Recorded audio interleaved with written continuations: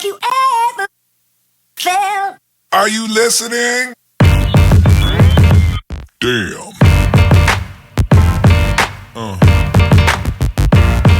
Yeah. Yeah. Yeah. Assalamu alaikum, hello and welcome Construction World. Chris James from Oryx Consulting. Here down on our Wednesday wrap-ups with our great friends at MHJ Heavy Equipment Trading. So rolling on from, I think it was about 3 or 4, maybe 4 weeks ago now, I ran through an inspection process on a grader. Back when I was an equipment manager or when I was a mechanic on pipelines, I ran through some of the inspection processes and that quick overview of contacting with the operator, looking at the machine and what I check for on graders back 4 weeks ago or sometime like that.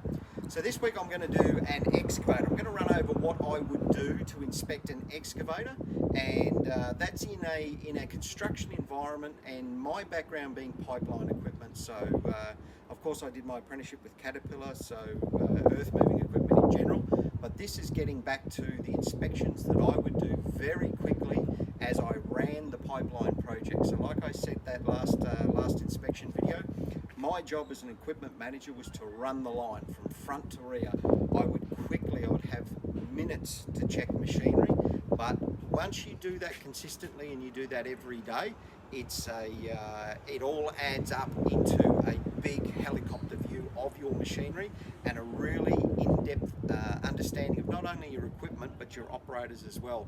And like I've said many times before, your operators are some of the best information that you have when you're trying to find and diagnose problems with machinery. So don't ever discredit your operators. Getting them on side and understanding the operators, and more so the operators understanding you and where you're coming from as well. So I always tried to work extremely closely with the operators to get them on my side, to understand that if they had a problem, it's better to call me up or call one of the team up to come and solve that problem immediately before it becomes a big problem, and then I get all cranky and red in the face and yell and scream and call them names that I probably shouldn't have. So it's always good to nip these things in the bud right from the start. Like I say, 5 minutes today is 5 hours tomorrow. So without further ado, let's get into how I would tackle an equipment inspection on an excavator on a pipeline project. So first of all, first things first, like the last one, the operator, he is my first point of call. I want to, hey, how you going up there? Tell me what the machine's doing. How is it operating? Is there any problems? Do you need anything from me? Do you getting all of the support from my team in the field? Is there anything else that we can help you with? First point of call up with the operator. If everything's okay, then like last time, I would generally try and do this as much as I could with a stoppage that they have during the day. If not, it would be compressed with time frame as well. So I come straight down and I want to look at the equipment that's going into the ground. I want to have a look at the ground engaging tools, not only the teeth, but also the adapters. How are they looking? How is the bucket looking? Is there any wear on the bucket? Does the bucket need some hard facing? Is there any cracks on the bucket? All these kinds of things as well. Is the metal starting to get thin on the bucket as well? Over time, when you consistently check every day this type of equipment, you will get an understanding and appreciation of how quick things are wearing and how quickly you need to react to the wear that's happening on your machines, on your project. Next thing, I'm going to check for grease. Are the greasy points greased? Very important, as always. If it's not, I need to have a talk to that man in that cab or that woman in that cab, and I need to understand, why is it not greased? Are they not getting the grease? Do they not understand? Anything like that. Next thing I'm checking is all the dipper arm. You know, one of the things in pipeline projects, they're obviously digging a lot of trench, and they're doing it day in and day out. Not only trench, they're used for other things with backfilling, clear and grade activities, all these kinds of things.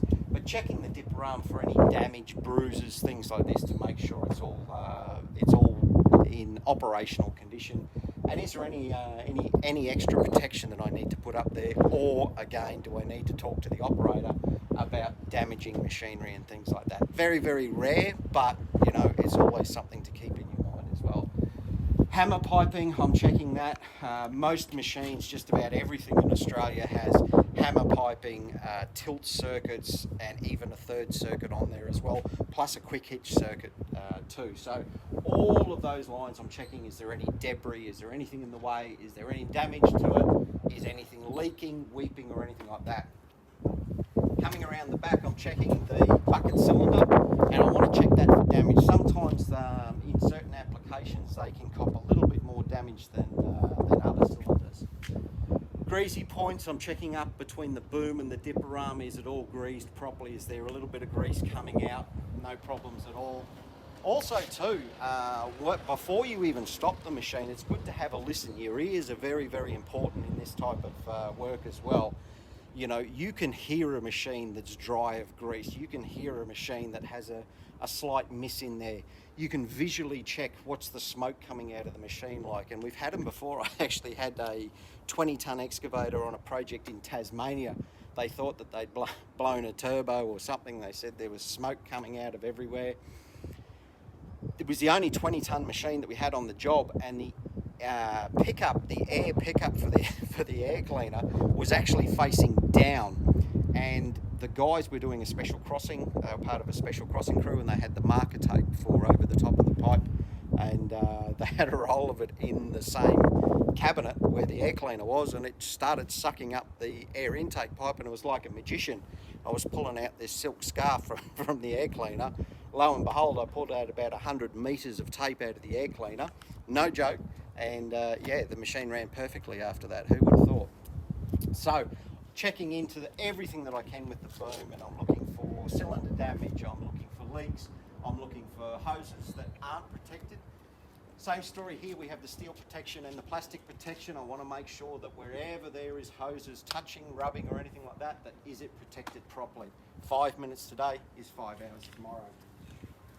Back in underneath the machine, checking all of the greasy points again, leaks, hoses, anything like that. Quickly checking for any damage in underneath the boom as well. Sometimes they can get a little bit overzealous with the transport and the GET hitting the booms. Checking down into the final drives, is there any leaks? Is there any damage to the final drive covers, bolts, anything like that? Depending on where the machines are working on a pipeline project, this can be an area that gets a lot of damage. So just something that I'm always keeping an eye out for. Me personally, I was very, very proactive with the operators about keeping track frames clean as well. Tracks and undercarriage on pipeline equipment it cops an absolute hammering. And what do I mean by that? An excavator working in a quarry, say with a hammer or something, busting oversized rock, sits there all day. The tracks hardly move. They might move a little bit one day, but the next day they're doing nothing. On a pipeline project, if it's a 400 kilometre pipeline, that excavator will generally walk a minimum of 400 kilometres. So the undercarriage on excavators working in pipeline equipment, you are forever checking the undercarriage. Now, different machines have different brands of tracks and track links, so they all act differently. For instance, the Caterpillar pins and bushes are totally different in wear capabilities to what Burco are. So it's just something, when you've been around this equipment for a long time, you know what to check, you know what kind of hours and things like that. Final drives, I mean, to give you an example of the difference between what a manufacturer says and what we do, some manufacturers I think are up around 2,000 hours for replacing final drive oils. A lot of them were around 1,000 hours. We would replace the final drive oil every 500 hours on pipeline projects, just to keep those duocone seals from leaking and damage and overheating and so on. That's even with walking a machine for 20 minutes and parking it for 10 to 20 minutes to keep them cool as well. So it's something, if we can keep the track frames clear of dirt and debris and things like that, it just helps with extending the life of that machine. Very difficult for excavators working in let's say, a special crossings crew where they're working in mud and slop and things like that. But having said that, I would try and make an effort to get the mechanics there to help the operator clean the tracks out if they had the time. If not, if we had any of our labourers around, I would try and help the operator with that. It's just very, very important. It's not just transporting the machine that you need to clear the track frames.